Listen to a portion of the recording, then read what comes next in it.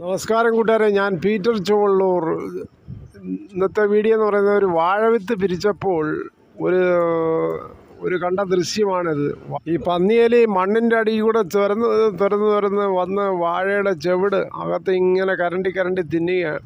അതിന് വേറെ ഒന്നും ഇല്ലാത്തതുകൊണ്ട്, വേറെ ഒന്നും ചീനിയൊന്നും കിട്ടാത്തതുകൊണ്ട് ഇത് മാണത്തെ കയറി പിടിച്ചിരിക്കുകയാണ് ഇപ്പോൾ പന്നിയേലികൾ.